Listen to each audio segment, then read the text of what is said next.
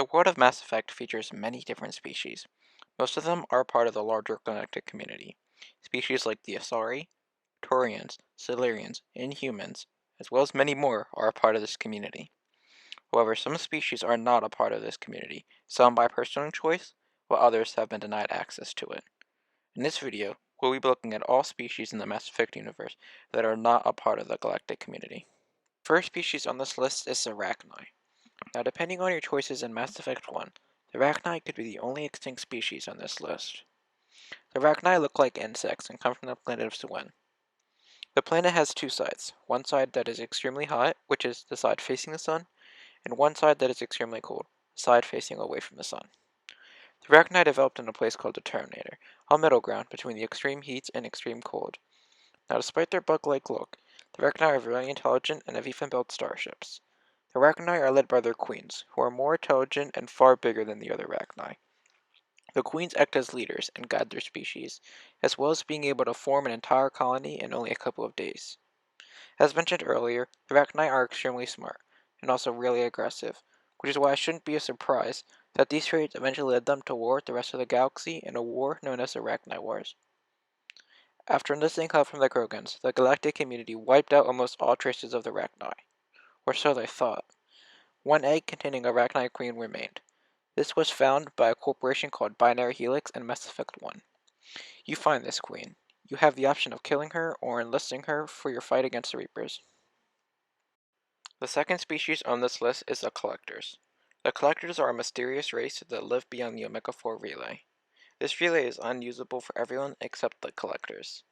Sightings of this species are so uncommon, many people believe them to be a myth. The Collectors are Protheans who have been genetically modified by the Reapers. They are bipedal and they're around the average size of a human.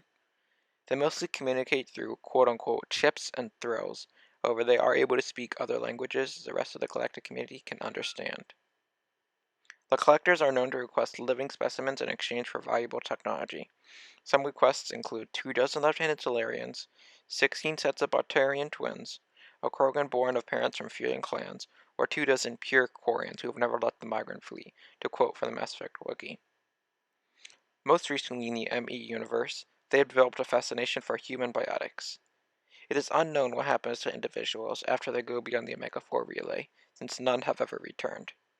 As we would eventually find out, the Collectors are not a part of the galactic community, because they were pawns for the Reapers. The Collectors were exterminated in the year 2185 by Commander Shepard and the crew of the Normandy. The third species on this list is the Yag. The Yag are a bipedal apex predator hailing from the world of Parnak. The Yag have 8 eyes, triangle-shaped mouth, and semi-armored skin. Unlike most modern societies in the Mass Effect universe, Yag society chooses its leaders through the strongest, rather than the most qualified. In the year of 2125, Parnak was discovered by the rest of the galaxy. The Council sent a team to the planet to try and establish diplomatic relations. However, the Yag killed everyone from the diplomatic team after they viewed the Yag as equals instead of as superiors. After this incident, the Council deemed the Yag unfit for the galactic community and restricted them to their homeworld. Interestingly, when the Reapers invade the galaxy in Mass Effect 3, they don't attack the Yag. This is presumably because they are not a spacefaring race. Up next on the list we have the Vorcha. The Vorcha come from the planet of Heshtok and are often seen as vermin and scavengers. Much like planarian worms from our own planet, the Vorcha are extremely adaptable and harder to kill than other species. If a Vorcha gets cut or burned, your skin will not only regenerate, but it will regenerate stronger than it was before. Same is true for other scenarios. If a Vorcha is placed in an atmosphere that is almost not breathable, the Vorcha lungs will adapt to be able to breathe there. The Vorcha are also immune to all diseases and can even regrow limbs. The Vorcha, however, live a very short amount of time, only 20 years to be exact. The Vorcha homeworld is overpopulated, and has had almost all of its resources taken. This and the fact that the Vorcha live for such a short amount of time has caused them to not have access to most of the advanced technology found in the ME universe. All of these factors combined are why the Vorcha are not a part of the galactic community. A random fact about Vorcha: any child that is born from an Asari and Vorcha will always have a dairy allergy, according to Morton Solus. For the next species, we have the Quarians. Quarians are technology experts and are slightly smaller than humans, both in their builds and height. They have chicken-like legs, and like humans, Quarians have red blood. However, unlike humans, they only have 3 digits. The Quarians hail from the planet of Rannoch. However, they no longer call it home. For 300 years, the Quarians used a servant called Geth, more on them later, as servants. The Geth were nothing but simple VIs at first, having no real emotions. However, as they learned to do more complex tasks, they became smarter and more aware. One day, a Geth started asking questions about its existence. This frightened the Quarians, and they decided the Geth needed to be destroyed. The Geth had other ideas, however. A massive war broke out between the Quarian masters and the Geth slaves. The Quarians lost this war, as well as their home planet. They fled with heavy casualties. The Quarians received no help from the Council and lost their embassy as a punishment. Now the Quarians wander the galaxy in what is known as the Migrant Fleet. A fleet with 50,000 ships looking for a new planet to settle as well as resources to sustain the fleet. When they reach the adolescent years, Quarians are required to take something known as a pilgrimage. Here, a Quarian leaves the fleet and lives among the rest of the galaxy. While on this pilgrimage, Quarians must search for something of value to present to their new captain. They must give the captain something of value in order to show that they will bring value to their new ship, not just a waste of resources. Pilgrimages also give Quarians a chance to see other cultures of the galaxy, and while most return to the migrant fleet, some decide to continue living in the Galactic community. When a Quarian pilgrimage is completed, they also receive a new name. Child Quarians have the title of Nar in their names, while a Quarian who has completed their pilgrimage will have the title of Vas. These mean child of and crew of, respectively. Completing a pilgrimage also changes a Quarian's last name to the name of the ship they are now living on. Because of so many years on the migrant fleet, Quarians have a very weak immune system and are required to wear antivirus suits. For the next species, we have the Batarians. They have a flat part where their nose should be, as well as 4 eyes. Batarians can be brown, red, green, yellow, and even teal, amongst other colors. Batarians also have red blood, like humans. The Batarians are a humanoid species from the planet of Karpyshyn. At an unknown date, the Batarians eventually made contact with the Citadel, and 100 years later they got an embassy there.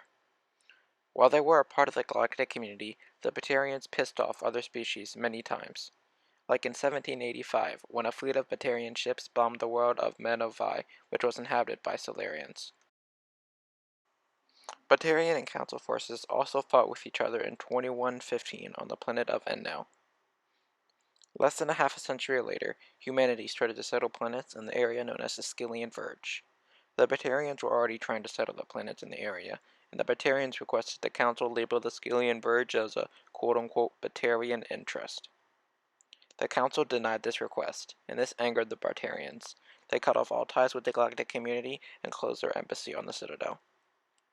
For the next 10 years, Batarians raided human planets in the Skyllian Verge, and eventually, the Alliance retaliated by raiding a Batarian staging ground on the moon of Torfan.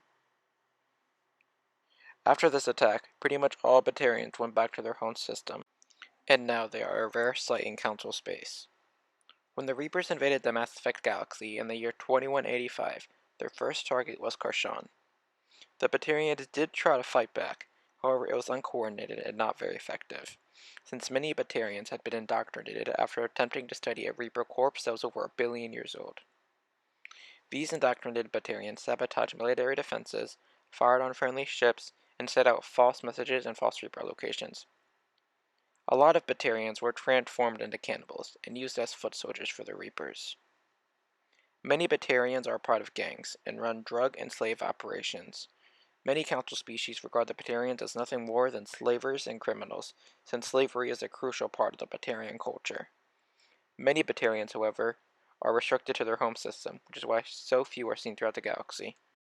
Coming in next, we have the ferocious Krogan. This dinosaur-like species comes from the barren planet of Tuchanka. Krogans stand around 7 to 8 feet tall and can weigh from 150 kilograms to 362 kilograms, or 330 pounds to 800 pounds. Krogans have massive shoulders for the purpose of storing nutrients and fluids. Because of this, Krogans very rarely need to drink. While humans only have one of every major organ, Krogans have multiple. They have 4 lungs, 2 hearts, and 4 testicles, and when Krogans bleed, the liquid that comes out is yellow or orange. Like the Asari, Krogans live for a very large amount of time, over 1,000 years to be exact, with a Krogan by the name of Nakmor being 1,400 years old. Despite being known as a species that is best at fighting, the ancient Krogan society had many cultural, architectural, and artistic accomplishments, to quote from the Mass Effect wiki. The Krogan homeworld of Tuchanka is a very dangerous place, with almost every plant and animal being a predator. However, it wasn't always like this. Tuchanka used to have seas and forests, however these were destroyed once the Krogans built nukes. Tuchanka became a highly radioactive wasteland, where Krogan fought for control of non-irradiated land. After 2,000 years of fighting, the Krogans were found by the Solarians. The Solarians built a device known as the Shroud, a device which regulated Tuchanka's temperature and atmosphere. In exchange for helping them, the Krogans agreed to fight against the Arachni. Within 20 years, the Krogans had driven back the Arachni and killed almost the entire species. The plan worked too well, however. The Krogan began to reproduce very quickly and started to spread to other planets. For almost 300 years, the Krogans and the rest of the galaxy waged war against one another in a war that would become known as the Krogan Rebellions. The Krogan would have won this war if the Solarians and Taurians hadn't used the genophage on Tuchanka. The genophage was a bioweapon that caused the birth rate of Krogan to become 0.01%. Since they could no longer pump out so many troops, the Krogans had no other choice but to surrender. Because of the genophage, Krogans are very rarely seen in the Galactic community, and the ones that are seen are typically bodyguards, bouncers, and mercenaries. The next species on this list is the R'hlloi. I was debating putting these guys on the list because the R'hlloi are a part of the Galactic community. However, once the Reapers invade the galaxy, they decided to leave the Galactic community, since they couldn't and wouldn't fight the Reapers.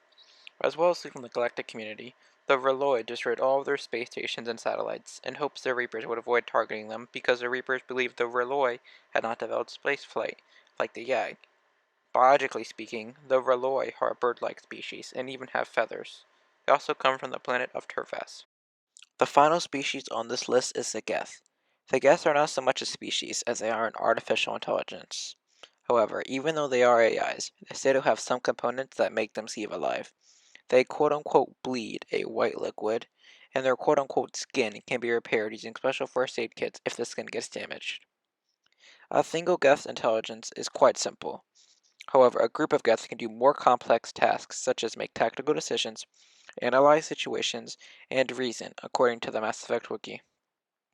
The only known Geth this rule does not apply to is a Geth known as Legion.